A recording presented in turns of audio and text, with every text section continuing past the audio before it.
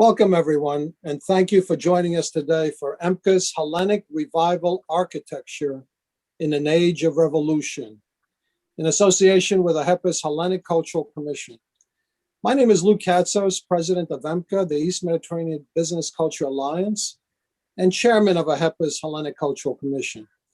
The distinguished panel for this event includes architect, lecturer, artist John Fotiadis, and Sarandis Zafiropoulos Emeritus Professor of Architecture and Urban Design, School of Architecture at the Aristotle University of Thessaloniki. During this panel discussion, we will discuss what Hellenic Revival Architecture is, its history and characteristics, and focus through examples on Hellenic Revival Architecture, particularly in Hellas and America when it reached the peak of 1560. Greek Revival is a style of architecture that was inspired by the classical Hellenic temples through their symmetry, elegance, and proportion. It is said British architect James, quote, Athenian Stewart, was first to introduce Greek Revival to Britain. When taken by the classical beauty of the architecture he discovered on a 1758 trip to Hellas. Documenting his discoveries, he published his Antiquities of Athens in 1762, producing the world's first reference book detailing classical Hellenic architecture. It was, however, later that it became a full-blown trend in England and Europe in the 1820s and 30s, and to a great degree due to the Hellenic War of Independence, which was taking place during that time from 1821 to about 1829. Access to the original Hellenic architectural masterpiece, however, is easier to view and study after the Hellenic War of Independence, which ended when it became a nation in 1832. Lord Byron's participation and death during the war brought its study additional prominence. In Hellas, following the War of Independence, the romantic nationalism of the time encouraged and inspired the use of historically Hellenic architectural styles in place of Ottoman and pan-European ones. Classical architecture was used for secular buildings as well as commercial ones and individual homes. Old Athens was filled with them and gave the city a special elegance. The style inspired also the building and architecture of modern Sparta in the 1830s and buildings and residences in many other cities and towns throughout Hellas. Examples of Hellenic Revival architecture in Hellas, among others, include the Old Royal Palace, now the home of the Parliament of the Academy and University of Athens, the Zapion, and the Hellenic National Library. The most prominent architects in this style included Europeans as Christian and Theophil Hansen and Ernst Ziller, and German trained Hellenes such as Stamatios Kleanthis and Panagis Kalkos. As previously stated and mentioned in our various panel discussions, American Philhellenism by 1821, when the revolution broke out, although derived from European origins, became more than just a philosophical intellectual movement. It caught America by storm and referred to as the Greek fever or Greek fire historically in the United States. This storm, and as per Shelley's famous poem Hellas, declared in his preface, "We are all Greeks, our laws, our religion, our arts have their roots in Greece," also extended itself into Greek Revival was part of that storm in America. It was in America that Hellenic Revival architecture fully bloomed. Its extensive use can be seen in Washington, D.C.'s America's capital, in New York, Philadelphia, north and south, and throughout the United States, in major cities and small ones. Americans, being part of a new democracy, were inspired by its birthplace, and for them, defined by its symbolism and meaning relating to their feelings towards classical Hellenic culture, art, philosophy, and Hellenism in general. This event and others we have had and are being planned are part of EMBCA's American Hellenic Revolution of 1821 Bicentennial Committee series of events focusing not only on the revolution, but also importantly on the American, diaspora, and international aspects and influences of the revolution for its 200th anniversary. I have now the honor and distinct one of our panelists today. I have the pleasure of introducing Sarandis Zafiropoulos, who is a professor emeritus at the Aristotle University of Thessaloniki. He has taught for 45 years at the university and at other universities, both in Hellas, Europe, and in the United States.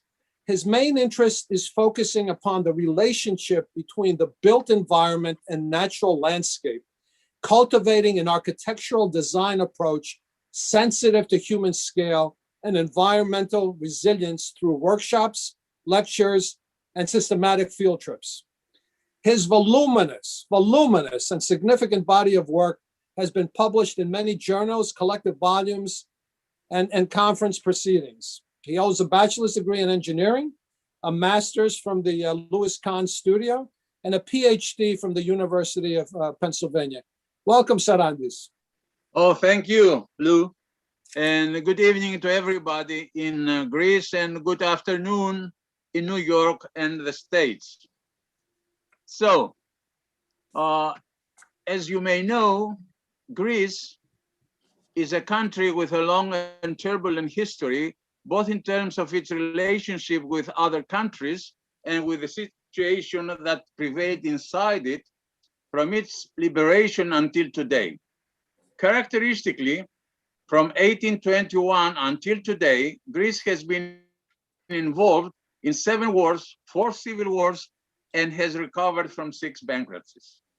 The 1821 Greek Revolution was the first liberal national movement to succeed in the old world of Europe, after that in the United States of America. It happened in the era of nationalism, of this great movement of the 19th century, in which peoples living in the subjugation of empires clashed with them for their freedom and independence. In 1845, Stephanos Koumanoudis, a Greek archaeologist, declared, "Since the West has inherited the spirit of our ancient ancestors, then going to the West, we rediscover those ancestors." So teachers and scholars mobilized to revitalize the national feeling of their nation and rebuild its threads. In the Greek case, those processes took place on a favorable ground, not only because the Greeks were fortunate to be able to refer to the remarkable stories of their ancient ancestors, whom in fact admired the civilized nations of the earth, but had many other parameters from which, as early as the second half of the 17th century, could draw strength, persistence, and self-confidence.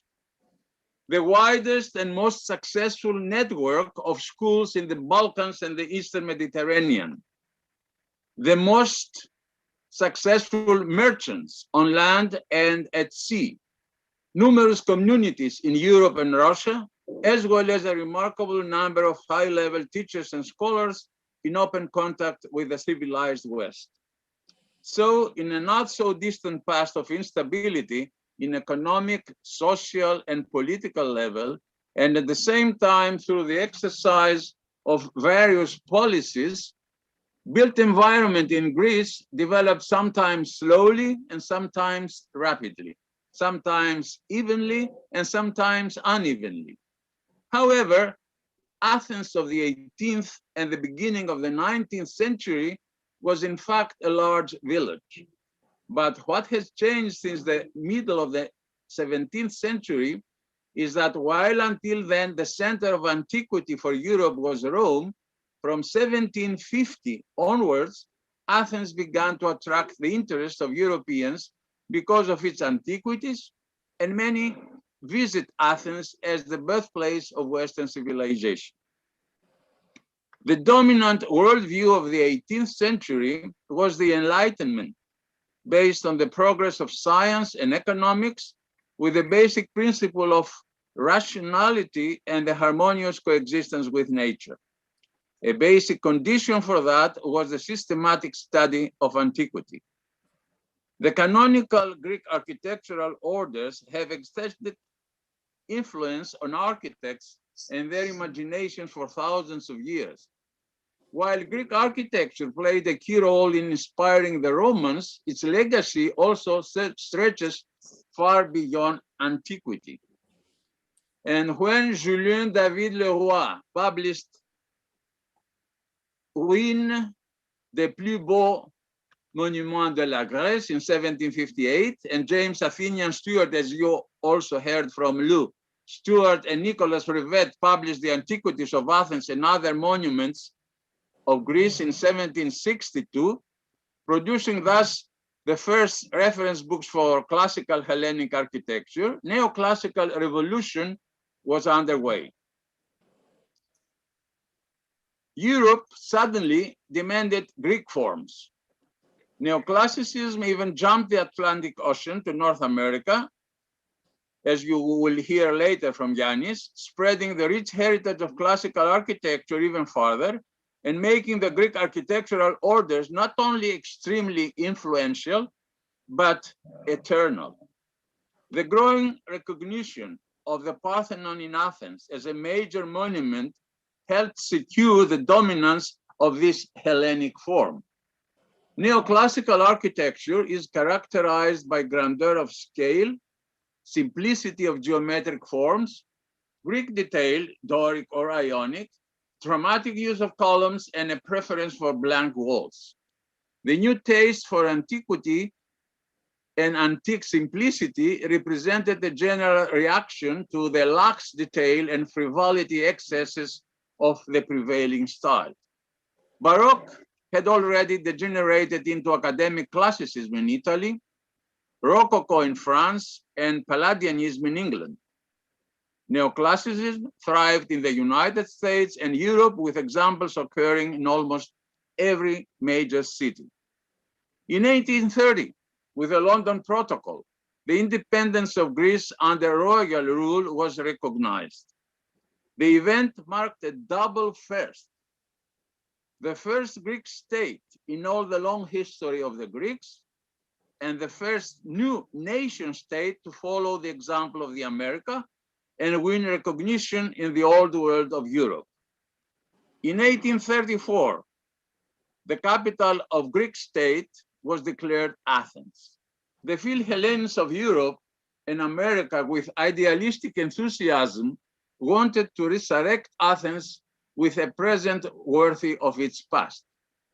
Among the main one was Ludwig I, King of Bavaria, who had transformed Munich into a new Athens. Ludwig's young son, Othon, would take over the government of the new kingdom. King Otto transferred to his state, Greece, the cultural context of his homeland. The plan for the new Athens, and this is very funny, was made before the city was chosen as the capital.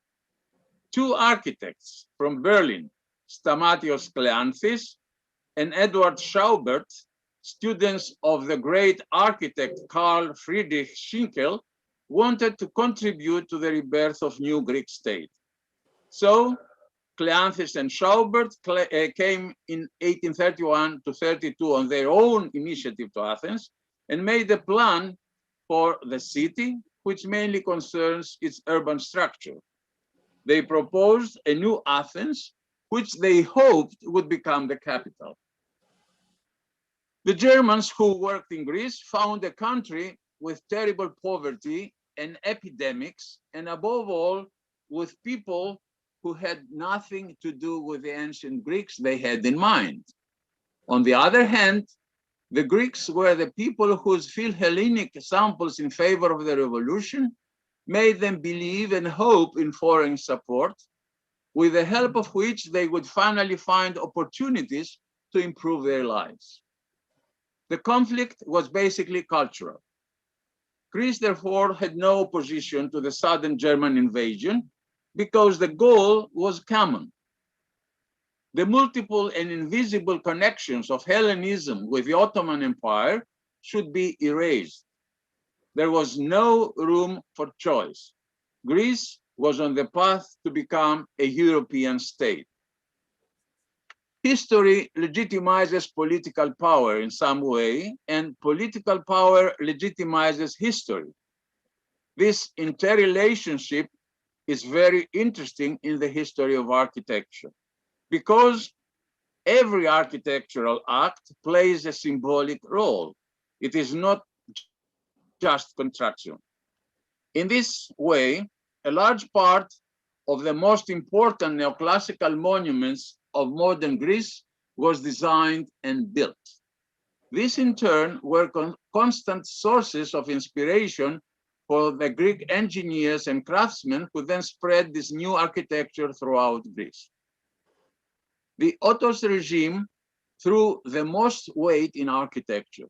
The classical models were located in the same place, only a few steps away from the place where the new buildings were built. Ancient art in its neoclassical form did not only connect the present with the past, it gave prestige and glamour in the political regime of the new Greek state. Throughout the 19th century, the architecture of Greece, in parallel with the political and geographical stabilization, manifested its choices more and more closely. Cities acquired urban plans that aim at clear organization and efficient functionality, while the architecture of public buildings reveals the effort to obtain a national consciousness and an identity based on the standards of the glorious classical past. At the same time, the architecture of houses reflected through its morphological manifestations the different scales on which the Greek society was structured. It is obvious that the adoption of neoclassicism triumphs and allows Greek architecture to connect with the architectural trends of other European countries. The main features of neoclassical buildings are the stone or marble base of the building, the full-length marble stairs and doorways, the perfect symmetry of the facades, the marble balconies, the decorated marble fountains, and finally, the rich framed cornice acrokerama. In the richest buildings, there are also clay statues, copies of ancient works, marble pilasters, capitals, and tablatures and cornices. The buildings are usually made of stone with mixed masonry, stone and brick, covered with elaborate plaster. However, the lower the scale, from civic monuments to medium or small buildings, the weaker the classicist influences in favor of traditional elements. In addition, the luxurious construction elements, marbles, exposed stone structures, etc., are replaced by cheaper materials such as grouts, coatings, clay decorations, etc. The buildings that were being built, however, were not simple imitations of the corresponding European neoclassical ones, since they had to be adapted to the Greek data. As the meager finances of the young state required constructions not particularly monumental, but small scale, with low budget and simpler forms on the facades. So the result is lighter and finally more adapted to the calm Greek landscape and the special climatic conditions. In general, neoclassicism in Greece maintained a morphological homogeneity until about 1880, precisely because there were no established standards and tradition on morphology. Every newly built architecture was a model for study and imitation. That is why the order in which the first buildings were built predisposed to a large extent the evolution of Greek architecture. There were two protagonist buildings, the Royal Palace, Otto's Palace, and the University. The king's palace was built at the expense of King Ludwig I of Bavaria as a personal loan to his son Otto, and the final choice of the site for the construction of the king's palace was made by Gardner, an architect from Munich, at the end of 1835, after the rejection of the proposals of Kleanthis, Schaubert, Klenze, and Schinkel that provided for the sites of Omonia, Keramikos, and even Acropolis, respectively, where in the latter it had King Ludwig himself reacted, fortunately. In particular, the construction area proposed by Gardner for the royal palace was on the ridge formed between the hills of Lykavitos and the Acropolis, which, apart from the healthier climate it presented, dominated Athens at its easternmost tip. It is the first important neoclassical building in the city and in the whole country. It was organized on a rectangular floor plan with two large inner courtyards. It is imposing, and at the same time simply decorated with Doric columns with special attention to symmetry. Now, one of the most important works of architecture during the reign of Otto was the so-called Athenian trilogy. These are three buildings, works of the Hansen brothers, namely the university, work of Hans Christian Hansen, and the academy and the library, works of his brother Theophilus Hansen. The first of them, the building of the university, built from 1839 to 1849, played an important role in the formation of an evaluation system of neoclassical morphology in Greece. With its Ionic style propylon and the simplicity in the structure of its volumes, is one of the most harmonious examples of neoclassical buildings in Athens and Greece. The central areas of the building have been organized on a square floor plan in order to satisfy the basic functions imposed by its use. The dimension of the volumes, two-story double with two symmetrical courtyards, and the use of the tree line with a high fence escapes the strict geometric volumes of the early neoclassical architecture and suggests some effort to adapt to the Greek climate. It will take several decades, though, for these latent trends to become more apparent. The Academy of 1859 and the Library of 1888 are examples of the architectural evolution and morphological enrichment of the classical elements, which will prevail in the last third of the 19th century, emphasizing the relationship of the buildings with the city, the use of valuable materials, and the refined decoration. Two leading architectural figures will leave their signature upon the buildscape of Athens and the rest of Greece after 1860. Lysandros Kaftanzoglou and Ernst Ziller. Lysandros Kaftanzoglou is one of the most important personalities of 19th century Greek architecture. He studied in Rome, traveled extensively in Europe before settling in Athens, and in addition to his rich architectural and literary work, participated in the organization of the National Technical University of Athens as director from 1847 to 1862. One of his main works is the very National Technical University of Athens, built from 1862 to 1875.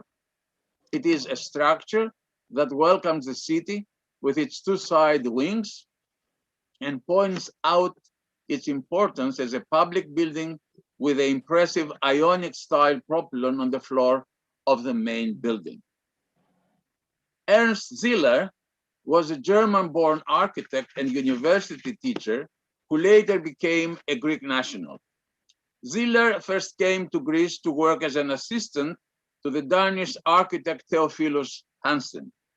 In the late 19th and early 20th centuries, he was a major designer or the major designer of royal and municipal buildings in Athens, Patras, and other Greek cities.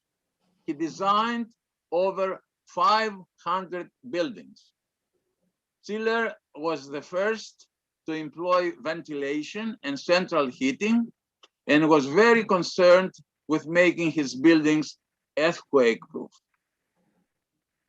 Summarizing the previous ones, first, Greek architecture of 19th century is more pure and does not compete with older forms, since the recent past has been rejected as product of slavery.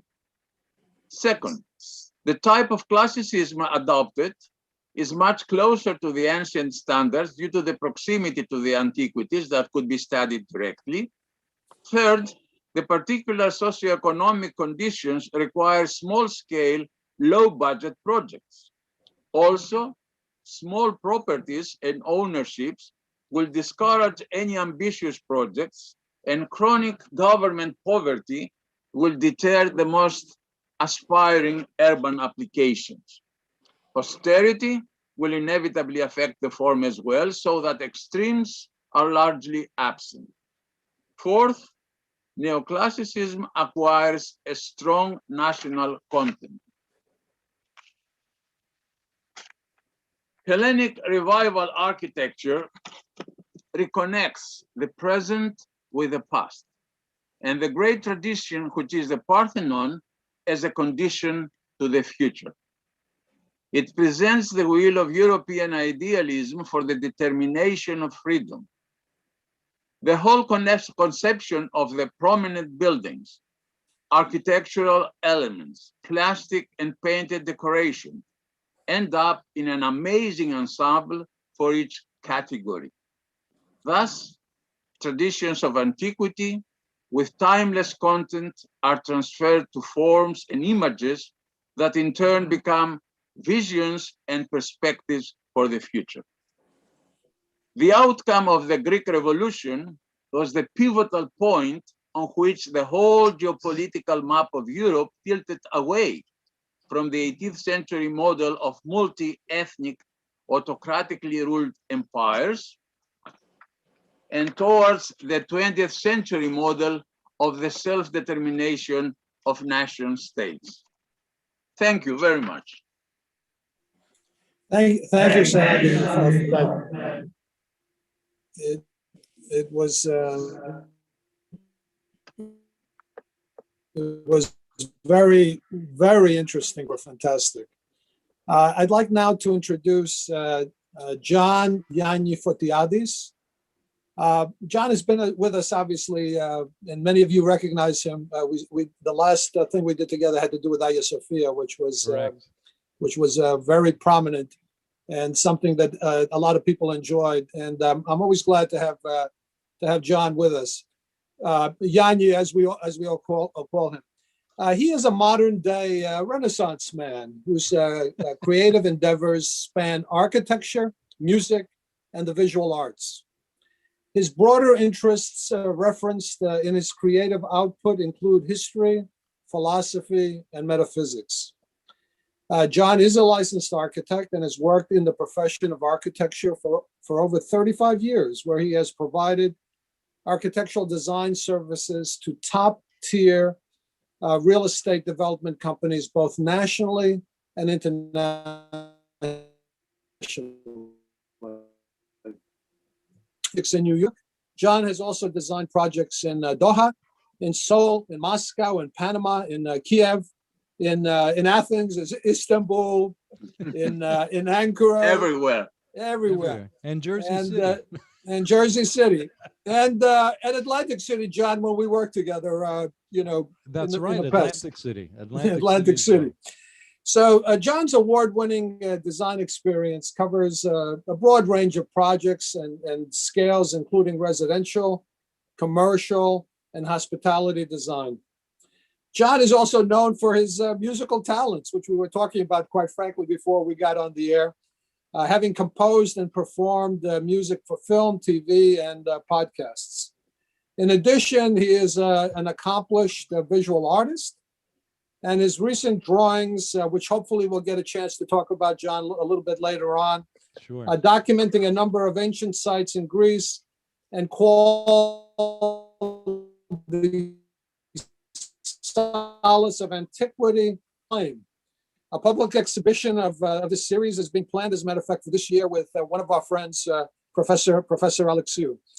John graduated with a bachelor's degree in architecture from Temple University and holds a master's of science in architecture and urban design from Columbia University. Welcome, John, and thank you for being with us. Wow, I don't know if we have any more time for the presentation after that intro. Hey, man, we have to give you the right introduction. Well, thank you. You're very kind, and thanks to everybody who's watching here in the U.S. and internationally and anywhere else in the world where people are interested in these types of things. First of all, I want to thank Professor Zafiropoulos, as I call him, Daskale, always, because he is thank you very much. Really a Daskalos, and I've learned so much over the years that I've known him, and we always find very interesting things to speak about, and architecture and our common legacy and our heritage is always at the top of that list. So I don't know how you follow a presentation like that, but I'm going to try. And so I'll share my screen, but I do want this to be more of a conversation because I'm sure there are a lot of crossover and a lot of things that we will have discussed. So let me just share my screen, and I have my notes here. And if you can just let me know if you can see my screen. That yes, I do. Excellent, excellent. So I'm going to just go into a little more detail regarding how all of this began. And it begins in Athens, and it begins in Athens in about 1750 when these two English gentlemen, Stuart and Revit, are in Italy, and they decide to go to Greece to take a look at these monuments. And this is a little quote that they used really as a pitch to get people interested in their project of going to Greece and looking at antiquities and actually documenting them. What's very interesting to note about this particular moment in the history of Hellas is that despite all of the prestige that came from the education that involved knowing about the Greece of antiquity and classical Greece, there was a minimal direct knowledge before the middle of the 18th century. And most of the people in Europe, most of the scholars really knew of the Greece of Pausanias, of classicism. That was basically the last guidebook that was written that they were referencing.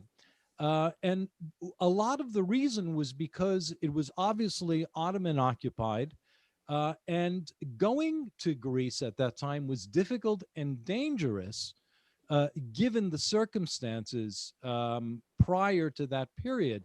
So there were very, very few people that were on the quote unquote grand tour that had gone to Italy and had gone into Southern Europe prior to the 18th century. Nevertheless, Revit and Stuart go there. While the architecture of ancient Rome had been known for some time and frankly studied since the Renaissance, architecture specifically known as Greek, as we said, really wasn't widely disseminated until the 18th century. When Stuart and Revit go to Greece, they begin this rather exhaustive exercise of looking at all the ancient monuments, particularly around Athens, that were still extant. They were obviously in various states of decay, but nevertheless, they wound up creating what became a folio of a number of volumes.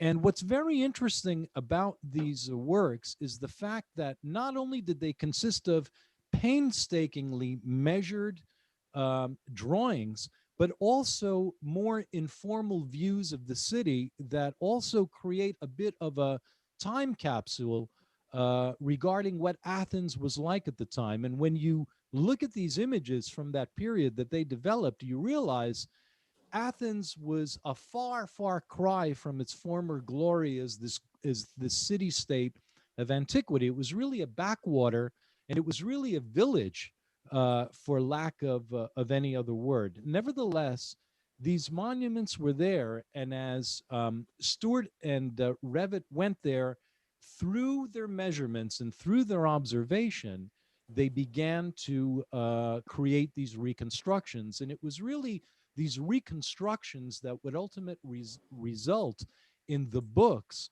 that architects all over the world would reference in order to bring this revival really into existence. This particular is a reconstruction of the Library of Hadrian. If anybody who's been to Athens has seen what remains of it, which is really this wall of these Corinthian columns near Monastiraki. But this was basically an exterior wall of a library complex that one would enter into. And this was obviously a building that was bestowed by the great Philhellene Emperor Hadrian around 130 AD to the city that he loved so much. Some examples of what came out of this books. This is one of the entrances of the Roman Agora, the portico of Athena Archegitis, which is still there today. You can still see it. It's a dorically rendered portico, but in fact, it was built by the Romans and largely sponsored by people like Julius Caesar and Augustus. So you have a lot of these Roman superstars looking to associate themselves with these structures in Athens, because at that time, obviously Greece was, even to the Romans, was considered kind of the mother of all culture and learning. But they all want, they also, John, they want to study there in many cases as youths. There's no doubt. Absolutely. Yeah. In fact, the schools of philosophy that went well into late antiquity, many of them relocated to Alexandria, but many of them were still in Athens. A couple of more views that show you what Athens looked like at that time. I have to believe that these were rendered with a fair degree of accuracy. They're not overly romanticized by any extent. In fact, what I learned recently is that this image on the right is a fragment of a gateway or a small entrance point to an aqueduct that the Emperor Hadrian built for the city as well, which I didn't even know about, wasn't aware of. There is a channel that still leads into the ancient Agora. And here, of course, Hadrian's Arch and the Tower of the Winds, all of these monuments from the Roman period that were still extant and existing in Athens by the time Stuart and Revit got there and created this book. So what's also interesting to note is that there are buildings that come out of this that are hardcore Greek traditional buildings. In other words, very severe Doric buildings that result, as Professor Zafiropoulos referenced earlier, but they nevertheless had a little bit of a Roman twist to them, because a lot of the stuff that existed when Revit and Stuart went there was built during the Roman period. So this, of course, John, for the audience, yeah. Since you said we can open discussion for the audience, sure, the Temple of Winds during that particular sketch, yes. If people notice, they're basically people gathered around it. That during that time period was where the whirling dervishes would practice Correct. Their religion, and right across the street is where they had their school, if you will. That's absolutely correct. As a matter of fact, this building was also located in the ancient Roman Agora, which today is part of that Monastiraki area. You can see Yes. it. And there are etchings that I've seen. I guess they date back to the 19th century, where you see the dervishes gathering there. And the building is shown. It's not a very big building, and it's shown at all of these strange and unusual scales, excuse me, depending on whose renderings and drawings you're looking at. But this slide is another example of how you would have in situ, drawings of the building as it existed, and then the reconstructions that that Revit and Stewart attempted. Some of them probably more accurate than others. Some of them were probably more whimsical than others. Obviously, the less that there is to work from, the more you open a reconstruction to speculation. But they're fascinating nevertheless to see this kind of 18th century view of antiquity when you're looking at it firsthand. Now, what happens, and Professor Zafiropoulos also touched on this, you have a Frenchman that comes into the picture, Julien David Leroy, and apparently, when he was also one of these European gentlemen on the Grand Tour, jumping around the Mediterranean, looking at sites from antiquity in Paestum in southern Italy and other places like this. When he heard that Stewart and Revit were on their way to Greece to create a book, he immediately got on the next boat, and basically there was a competition that began between Yes. these two entities. And Leroy actually managed publishing his book earlier, even though he started after the two Englishmen, although it's been said that some of his depictions and reconstructions are probably not as accurate as what Stewart and Revit proposed. Nevertheless, despite the competition between the two, what resulted were these two definitive volumes. The Antiquities of Athens. In this book, I'm not even going to attempt massacring the French. So it's basically the ruins of the most beautiful monuments in Greece that Leroy published in 1758. These two books wound up becoming the bearers during their time of this knowledge that was now packaged, measured, contained, and available for distribution to all of these other architects around Europe. And you can see Leroy's books are also quite exhaustive in their detail. A lot of what you see in terms of how these images are depicted become part of an architectural language of visualization that the École des Beaux-Arts was to pick up and start a whole tradition of architecture students studying in places like the École des Beaux-Arts and then going down into places like Italy and Greece. And they were tasked, basically their job as students, their homework was to go and measure these monuments and then, to the best of their ability, create reconstructions of them. And I have to say, some of the images that were largely rendered in watercolor and ink wash are absolutely stunning. I mean, there are just amazing drawings and renderings that you see from that time in painstaking detail. This is basically an etching. So the quality of this image is a little bit degraded because of the medium. But when you look at some of the images done in ink washes and watercolors, they're really rather extraordinary. You see also that Leroy was looking at in situ, existing views. And one thing that one notices in all of these reconstructions or all of these drawings that were done at the time is just how high the ground level is. And this is a phenomenon that one sees in any city from antiquity. For example, if you go to Rome today and you're in Piazza della Rotonda, you'll see that the modern city of Rome is about 3 meters higher than the ancient city. And it's really only around the Pantheon where you see that level change. Athens was no different. You have centuries and millennia of debris and buildings. So it really wasn't until these buildings started getting properly excavated that they began to understand the true proportions and the true dimensions of what was being designed in antiquity.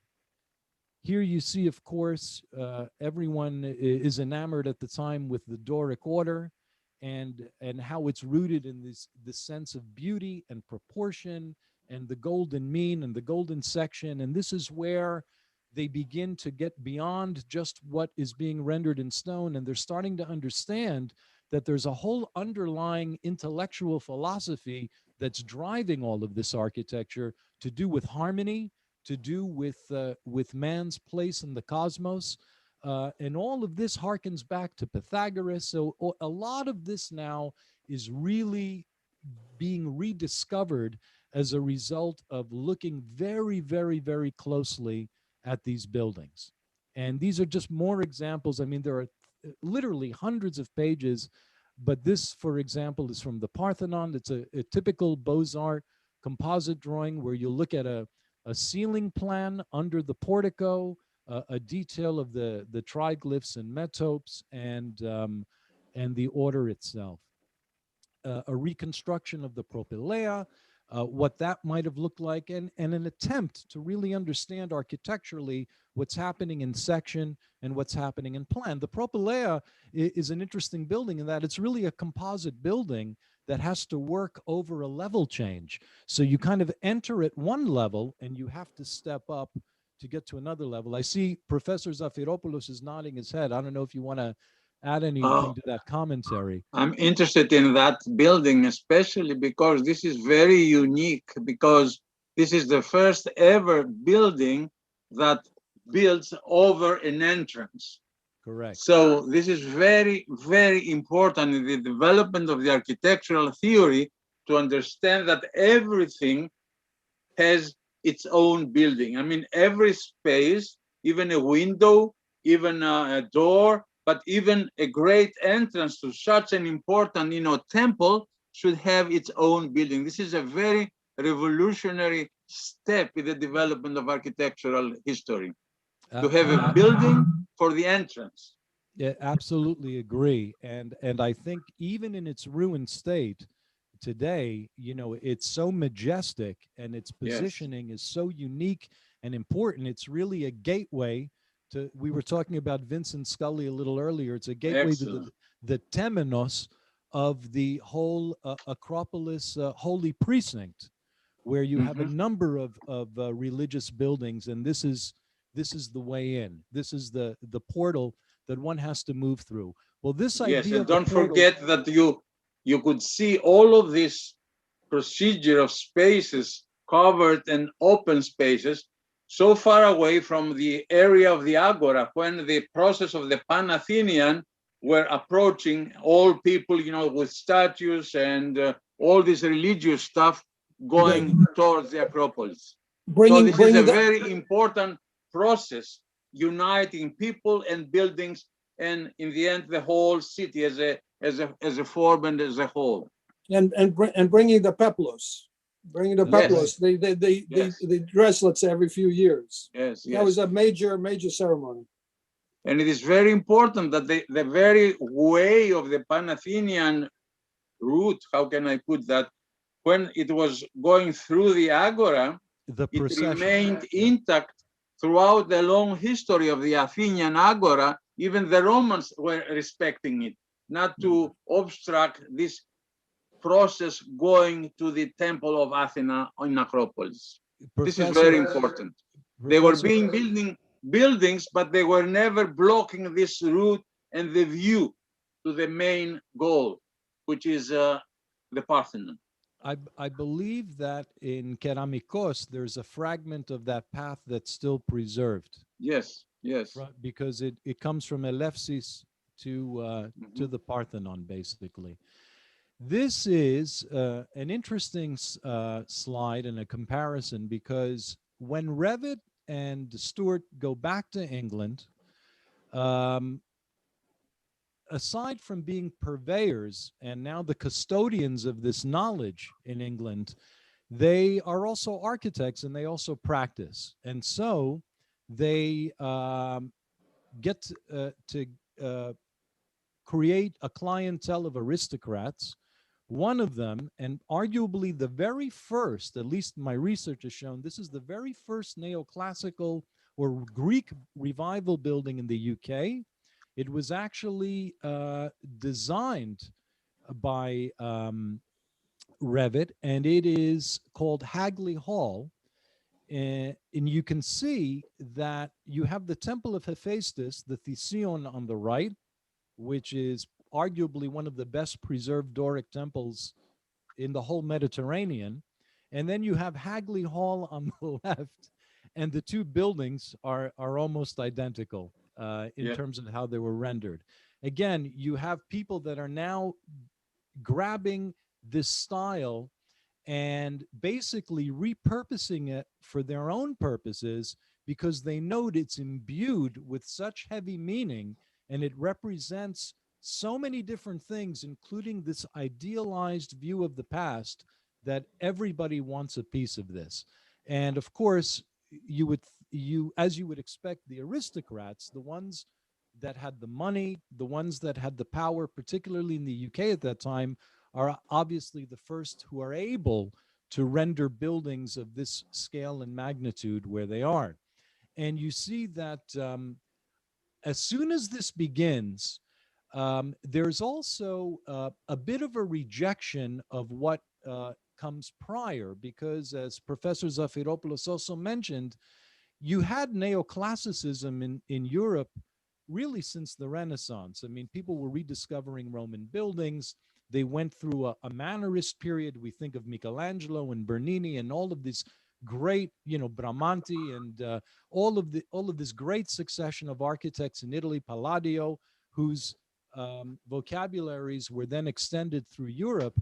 But this was really the first time that people were looking at the Doric as this idea of restraint, of stoicism. There was something a lot more honest about it, and let's say not corrupted the way some of these other styles had been corrupted, leading up to the Baroque and the Rococo. So what's interesting, John, is that there those temples, those type of temples, did exist in Italy and Sicily, for example, right? Because you did have the ancient, some of the ancient temples in Sicily, but they didn't pick up on it. It's only when they went to Greece that they started to pick up on that particular style. That's true, because Paestum, for example, there's a number of Doric buildings that are actually, they predate the Parthenon. These were Greek colonists. They are from the 7th century BC. Correct. Right. So they significantly predate them. What I find interesting when you begin to look at, and again, I'm not going to go into painstaking detail on each of these buildings, but if you look at St. Giles's Church in Scotland on the right, what I find very interesting is that you have the Choragic Monument of Lysikratis, which is a small, beautiful little pavilion building in Athens, used as a cupola for a church on top of the Temple of Hephaestus. So you have these British architects, now they're almost using these books as a kit of parts to kind of take and reassemble components to suit their particular programmatic needs. And I think this is something that happens in architecture all the time, but I just find this type of example really extraordinary, because all of these are little buildings in and of themselves, and here they're being reused and repurposed. Obviously, as time progresses and as we move into the early 19th century, Greek revival, with its sobriety and its restraint, becomes this very powerful and muscular architectural style, and it begins to be adopted beyond the realm of the estates of wealthy Englishmen into the civic realm. And so you see universities like Cambridge, you see the famous British Museum in London or the National Gallery that are beginning to adopt these styles. And in some cases, as I mentioned earlier, Greek buildings they really work with the landscape, and as a result, you never see them overscaled. And I'm talking Greek buildings from antiquity, whereas Roman buildings really created their own landscape. So what I can honestly say is that these types of enormous civic buildings in England at the time, they kind of take the scale of a Roman building, but they try and use Greek appointments to them. The Ionic orders, the Doric orders, the articulations that you see. But it's really, again, this attempt and desire of this association with the past and all of the ideals that that past represents to these people. Would you guys like to add anything to this? Am I speaking out of turn? No. This is all good. No. This is all good. Great. So very Well, good. I also found this building, St. Pancras Church in the heart of London, has a caryatid porch in the back, which I never even realized until I did the research. So you see, again, you know, they took these books very, very literally, and everything was sacrosanct, to the point where I believe the particular porch that we see here in St. Pancras is actually an entrance into the crypt.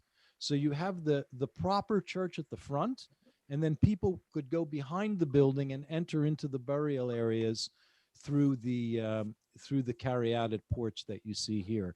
Scotland, and Edinburgh in particularly at this time, so embraced Greek Revival architecture that it became popularly known as the Athens of the North. That's actually a nickname that the city got, and it's apparently, I've sadly never been there. I plan on going someday, but they It's a say great it's an city. absolutely beautiful city. It's a great city. It's also a city of hills. There's a very interesting topography and geography to the city, and the placement of these buildings work in a similar way that they do in Athens.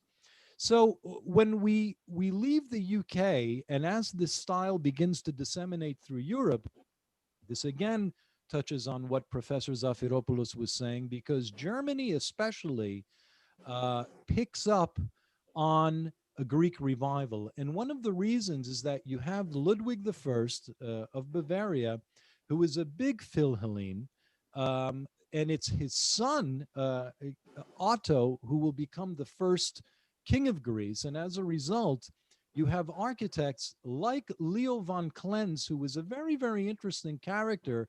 He was really the court architect of Ludwig I. And as a result of Ludwig's inclinations to want to embrace Greek ideology as it manifests through its architecture, he became the de facto Greek Revival architect of Germany. And as a result, he builds a whole series of buildings at the time. Many of them are in Munich and Berlin, where you see examples of the architecture. One of the great architects of the period, Schinkel, who Professor Zafiropoulos also mentioned, does a very, very famous building here on the lower left called the Altis Museum, which actually became a model for a lot of modern buildings that were to come later. I think there's a direct connection between Mies van der Rohe and the Altis Museum. There's a certain clarity and regularity in Mies's modern buildings that have a direct DNA that goes back to this building and the Schinkel-esque neoclassicism that was occurring in Germany at the time. But here you see some of von Klenz's applications of what he learned. There's a propylea, and it's in Munich. It's a gateway, which von Klenz designed, and this is probably his interpretation of what he was able to reconstruct from the books that he saw. But the Glyptotek, a very, very accurate example of an Ionic order and its application to a larger building, and probably the most over-the-top building that I've seen in Germany of this ilk is what's called the Valhalla, the Hall of Fame, so to speak, that Ludwig wanted to create. That's in an area called Regensburg, and this is an actual Greek temple in the round, probably it's bigger than a hexastyle, so it's not the Thesion. I'm not sure which building it might have been based on, but it is a very large-scale Greek temple that is in the round. It sits in the landscape.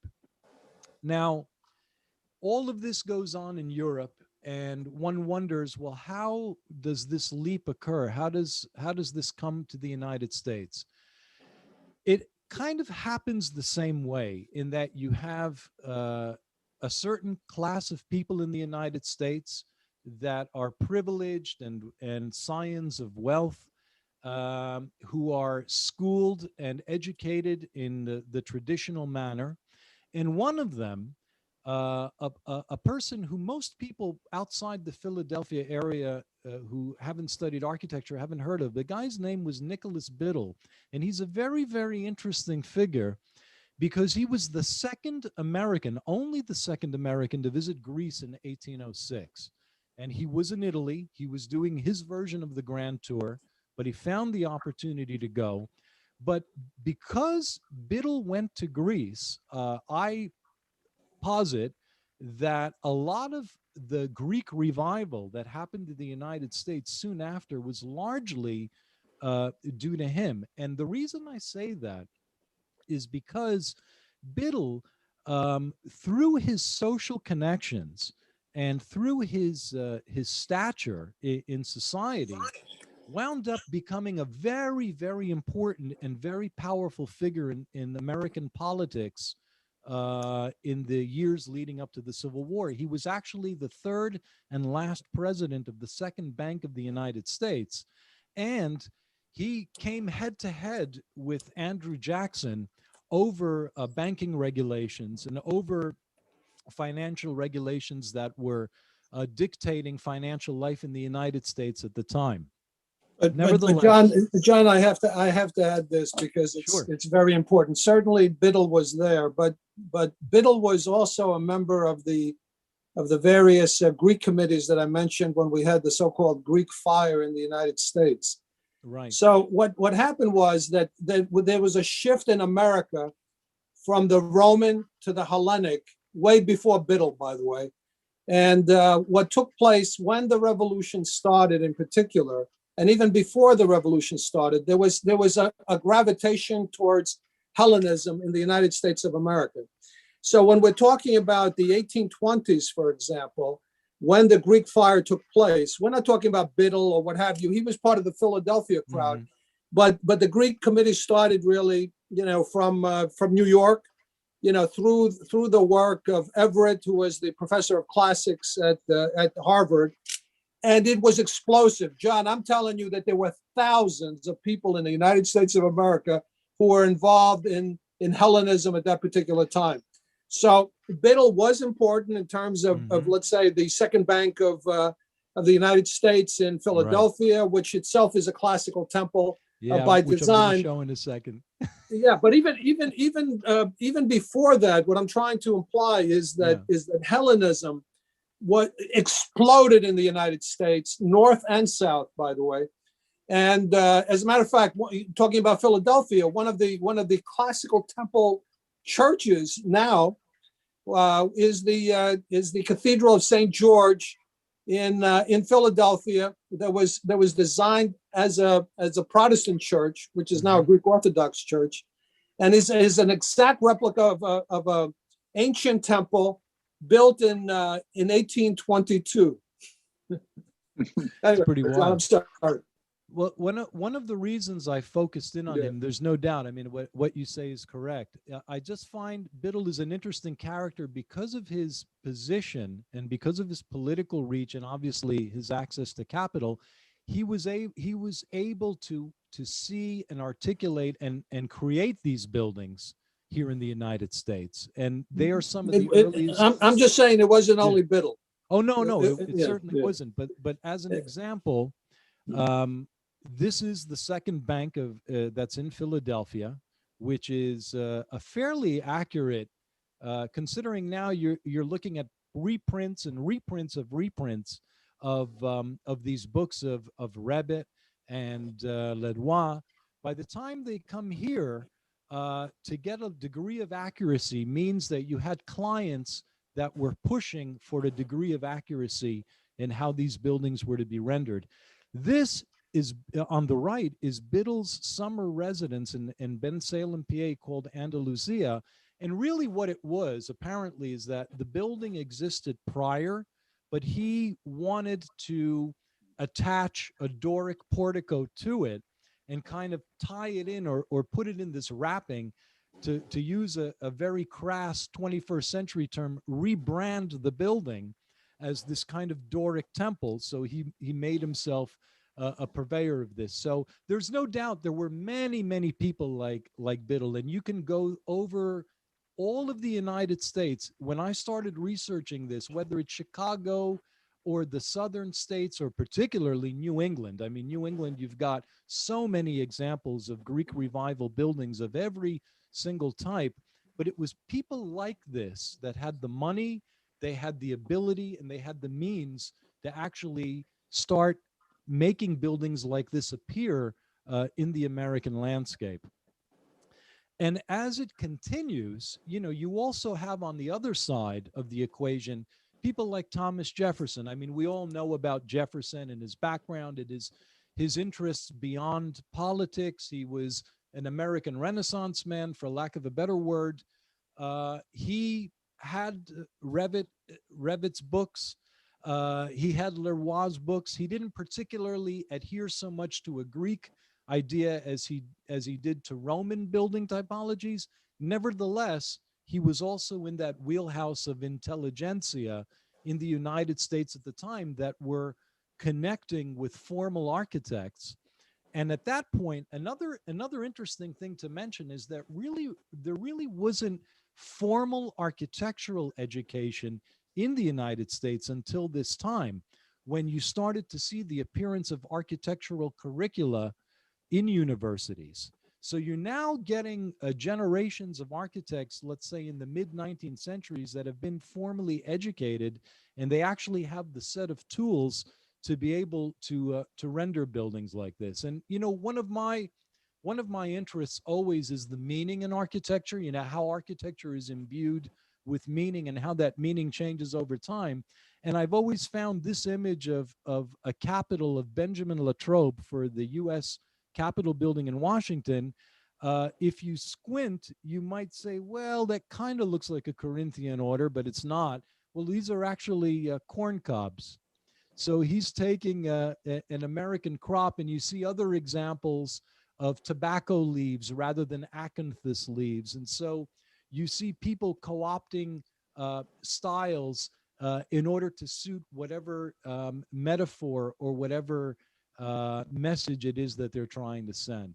But these are some buildings that Latrobe designed, again, picking up on these ideas that had been disseminated through these works. There was another architect that actually I had researched some months ago, a man named Alexander Jackson Davis. And what happens here with Davis, he was actually fairly well known in the New York area, also a purveyor of revival styles, but not just Greek revival. He has a whole separate portfolio of Gothic revival buildings. And what makes it so interesting for me is to see somebody who is so fluent and so facile in understanding the vocabulary and language of classicism, particularly Greek, particularly Doric classicism, and being just as handy with Gothic, because he looked at it all as just languages to be applied onto buildings depending on what you wanted the building to say. So again, architecture and meaning are a theme that is pervasive, particularly in America, particularly at this time. John, go back to the other image, because the one in Sure. the center, we both know, obviously, it's Yeah. in New York. Yes, Lafayette. Yeah, and we know it well. And it just demonstrates how some people can botch up some buildings, you know what I'm saying? So Yeah, you see some of the apparently- additions of what they've done, you know? Correct me if I'm wrong, Lou. I think this is now what's left of a much longer colonnade, right? It's all that's left, but Yeah. you see also the renovations that they've done. Oh, yeah, This up is on really top. this is really criminal Yeah. what has taken place to one of the most historical buildings, or these are apartment houses, by the way. Yeah. It's just amazing to me that they've allowed this to happen in the city of New York. Well, don't get me started on the city of New York. But if you look at, this is my peeve. I'm just going to say this and then we'll move on. Go ahead. But when you look at beautiful, beautiful buildings in Manhattan, whether they're Art Deco or neoclassical, any period, and then you see the bottom, the ground floor is blown out because of retail. And you can't help but think that there's this whole swath, the ground floor of every building in New York that is totally different, and I understand, the commercial reasons why, the glass and the exposure, but it's really horrific how these buildings have been butchered. Anyway, in terms of the Capitol, we should mention, of course, Brumidis, who Yes. did all the frescoes within the Capitol. The painting. absolutely. These are examples of how now this is proliferating through the United States.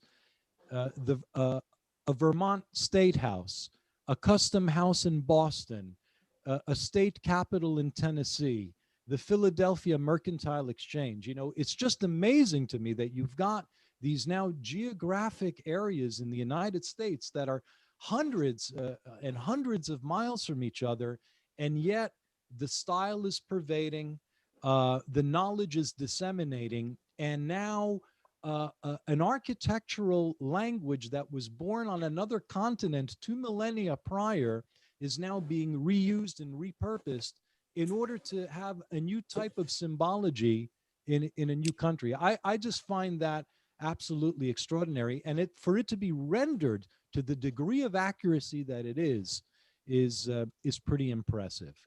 And these are by William Strickland, a famous Philadelphian neoclassicist, and another Greek Revival architect named Ami Young. You can see from when they lived, late 1700s to about mid 1800s. Again, these were two examples of many architects at the period who adopted the same type of style and were able to secure similar types of commissions. Any of these buildings on this slide you can see anywhere in the United States as a result of the phenomenon that we're discussing today.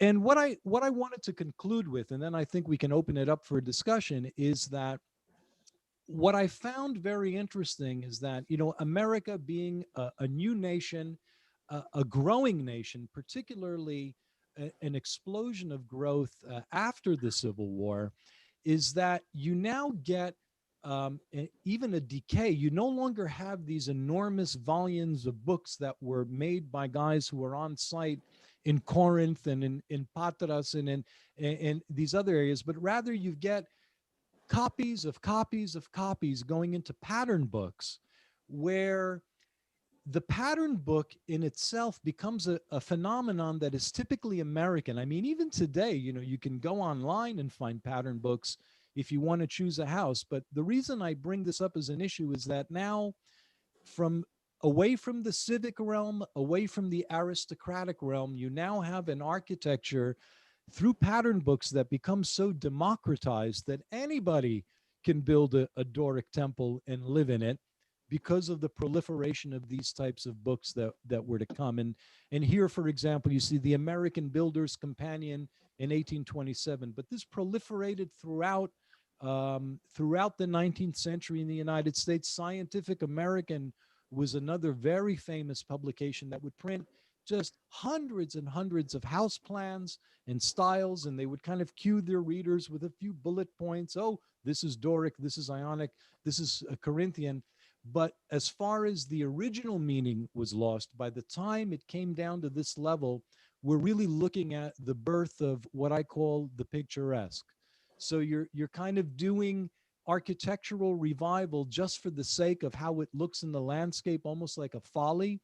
And the original meaning, which is now many iterations back, becomes fuzzier and fuzzier. But it's here nevertheless among us. So this is just my quick snapshot of how things evolved from a couple of Europeans moving around Greece in the mid 18th century to American suburbia today. This, of course, is the beautiful Philadelphia Museum. And you'll notice the date is 1877. It's really outside the period that we're talking about. But Greek revival was to find its place in American architecture up through the early 20th century. I mean, I can't think of a better example than the Lincoln Memorial in Washington, D.C. I mean, that is a Doric temple, right? That was actually, I believe, commissioned, correct me if I'm wrong, the 1920s, the 1930s. So we're talking almost 100 years after the period that we're discussing today. Well, the reality, John, thank you for that. It was an excellent Thank you, John. Pleasure. I'm Thank gonna you. stop sharing so we can talk a little bit. The reality is that this particular revival form never really left us. And as a matter of fact, I was reading some articles myself recently where, in fact, now, because of COVID, some people who are building houses are actually going back into a classical revival mode. But John, you hit on a very important point where you mentioned how classical architecture or revival architecture influenced modern architecture. Absolutely. And it's about the symmetry, because even though we talk about the follies, and there are follies obviously that are done, I think what people can comprehend and understand is the symmetry these particular built, the way they're symmetrical, the way the lengths and widths are. It's something that catches the eye and feels natural. What's your thoughts about that, both of you guys? I'm very interested in that. Well, I think that any architect who's worth his weight knows about the golden mean, and there are proportions that go all the way back to antiquity. And I'll give you an excellent example. And a building that I hope to see with Professor Zafiropoulos the next time he comes to New York, which is Mies van der Rohe's Seagram building on Park Avenue. Sure. Mies van der Rohe, his father was a stonemason in Germany. He grew up in the late 19th, early 20th century. He was very aware of Schinkel, very aware of neoclassicism through the prism of Germany at the time. But if you look at the floor plan of the Seagram building in Manhattan, it's almost indistinguishable from a Doric temple. And it's because many of the same principles in terms of the placement of the columns, the colonnade, the way the elevator cores, they almost act like pronaos, and in other classical components. Again, they're repurposed, they're reused in order to meet a modern program, but the underlying principles are exactly the same. Yeah, what's your thought on that, Sarandi, in terms of modern architecture and the ancient? Yeah? There are so many things. Unfortunately, time is running out. But one thing I really like to underline is what I already mentioned, that architecture plays a very important symbolic role.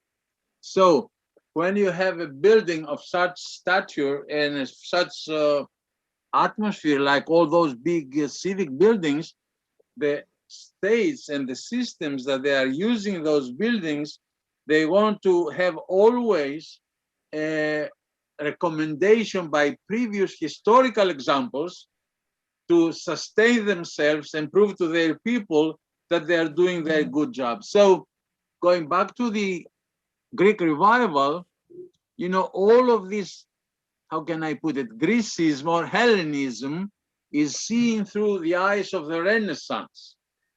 And according to my point of view, there are some mistakes, but this is not important for our today's talk. But this is my remark for every history. I mean, all histories are written after an interpretation of some period that has already gone away by people who are living in another era, in another century. So what I want to underline for the Greek architecture is, and this is missing with all of this Hellenic revival, is the relationship of the ancient Greek architecture with landscape. Don't forget that Renaissance creates perspective. And everything after Renaissance is seen through perspective. So you are in a window and you look ahead and you have all those lines that they are teaching you how to express, how to see, how to visualize your life experience. While this perspective was not existing in ancient Greek landscape and built environment. This is a very big difference.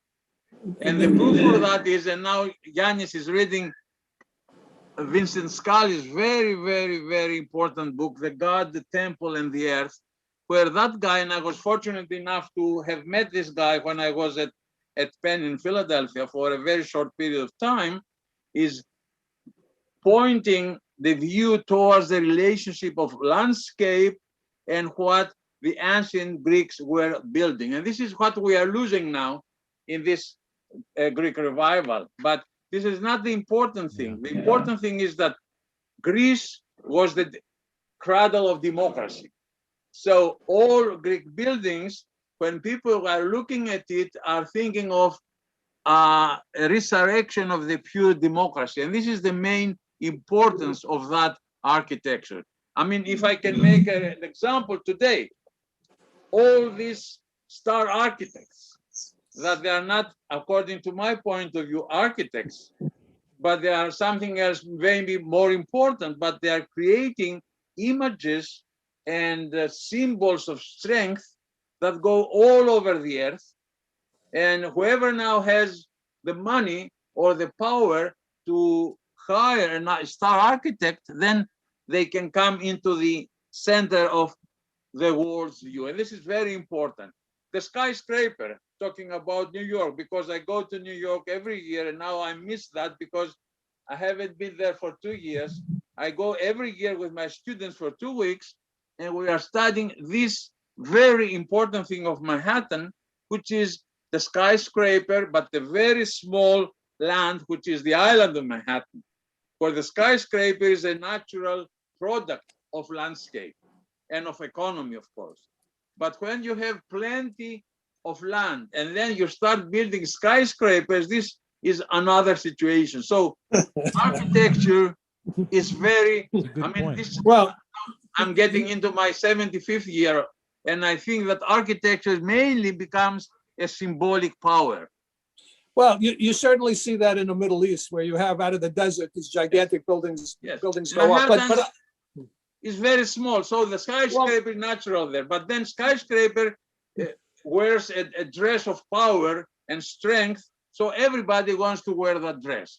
And now going back to the patterns books that Yanni very, very well mentioned, this is very, very important proof that people want to imitate the strong ones, the rich ones. And it was very easy with the technology, you know, we have the wrought iron things, we have the all of these pilasters, etc. Because if you have to build with stone and marble, nobody would be able to do that. You know, I have students of mine that they were working in Acropolis for reconstructing the capitals of the Propylea as a copy, and with all the modern technology, with all the modern technicians, with all the computers, it is taking them 6 months to build an accurate model of a Doric column, I mean, of a Doric capital of the Propylea. So all of this stuff is very important, but in the basement of that is always the political power, I think, because the people who pay the money, and this is always truth, even in ancient Greece. You know, we are talking about the Parthenon, we are talking about the Agora, but there were hundreds, I might say thousands of smaller buildings that they're also very important for the human beings that they were living in that time, right, Lou and Yanis? We have the houses, which are also very important. Just to end up my comment, I would also like to mention whatever Yanni had put in front of our eyes, the ability of those people in the 17th and 18th centuries to draw with hand, by hand. Yes. And this is very important according to my experience and my point of view, because when you draw with hand, then you have all of your body working for the end of your thinking in lines. While if you have now the computers, you only put your fingers on buttons. And this is very difficult and very different, because when you have to draw with your hands, you have to move all of your body. And then, because architecture is space and is referring to space and is referring to the environment, you have to put yourself in the middle of the environment instead of the buttons. Excuse my English, but you know, I'm now away from New York, because there is where I try to make it perfect, you know. Sarandis, listen, I agree with everything that you said, but I will say this. I feel that the architecture in the United States relating to classical architecture stems first from philosophical concepts. Yes, okay? Of course. And then translates itself and makes the architecture of the new republic, let's say in the United States, yes, you know, fashioning itself back to the ancient period. So this is very true. Right. And in terms of you know, copying the rich and all that, the common man at that particular time felt the same way. And they wanted to be part of that classicism, not necessarily about being with the rich or all the rest of that. So I'm going to go into something else. But before I go into something else, John, if you can, you have done some renderings by hand, and I think the audience would be very interested in those renderings. So if you can bring some of those up, would be very interesting. Sure. Let me. I agree 100%. Thank you for the opportunity to show these. This is actually, I want to just, can you see that? Yes. Okay. I just want to give a big thank you to Professor Nicholas Alexiou, who now you both know, who is the founder and director of the Hellenic American Project at Queens College. He's been gracious enough to give me an exhibit. And so I'm just going to quickly go through these. These are some of my field sketches when I was in Athens in 2019. Excellent. And actually, we talked about these. There's the Temple of the Winds. There's the Athena Archietis. These were out of my sketchbooks. And what I did in the year that followed, because of COVID, it gave me an opportunity to take these sketches and really develop them. These are some more. Into finished drawings, and these are what comprise the exhibit. The Arch of Hadrian. I'm sure you all recognize this place. You know where it is. Arguably Excellent. the largest temple in antiquity, and you know, I would hope the images speak for themselves. But all of these are drawings that I developed over 2019 and 2020, just kind of remembering. And to the professor's point, as an architect, the only way you learn is by looking. And when you look, you see. And the way you do that is by drawing it. That's how you document it. So I will stress this for as long as I'm around, that you only learn by looking and seeing and drawing. This is the northeast corner of the Parthenon, and there are others that I have. The Propylaea as an example of an afternoon that I was there in 2019 and developed that off of a field sketch. You realize when you're at the bottom of the Propylaea looking up that there is a realm of the gods and there is the realm of man. And what I find particularly compelling about this view is that this is right before you cross the threshold to move from one realm to another. So for me, this particular drawing was very interesting in that respect. Let's see if you recognize this building. I'm sure you do. All right, and studies of the same one. And then finally, I have here's the Phil Hellene Emperor. Adrian. Hadrian. This was from a wonderful exhibit at the National Archaeological Museum in Athens. I believe it's still there. I saw it 2 years ago. It's called Hadrian in Athens, and it's a great documentation of what he did for that city in terms of really bringing it back. And this is probably my favorite drawing from the series. This is in the Roman Agora. It's called an anthemion, and it is a fragment of a grave stele. Timotheos, probably Timotheos, son of Timostratos. That's probably what that says. But it's just, you know, this is what you still find today when you go into places like the ancient Roman Agora, and you see a piece of stone that's hand carved 2,000 years ago and a live plant next to it, and the two somehow coexist. It really forces you to see things in a very philosophical way. You know, the An architectural way at the same time. Yeah. Yeah, absolutely. Well, this is what architecture does, you know. This is to me anyway. And I think this is what that's COVID has proven to us.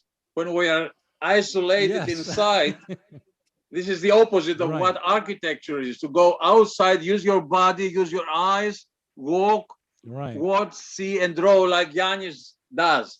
And I show all of these drawings to my students, and they are with their mouths open.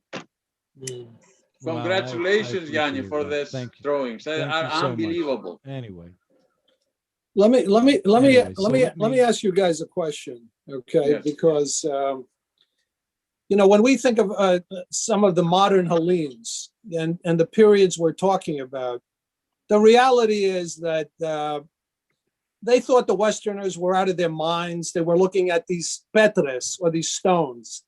They were the ones that took out, you know, various aspects of the Parthenon and every other structure, the Temple of Vasi, which is also in the British Museum. And they never really cared about these things. They just thought they were rocks. They were using them in their building. The conception or linkage to the ancient came to a certain degree from the Bavarians, who came in there and sort of, you know, recreated how people started to think about themselves. Am I wrong on this? No, you're not.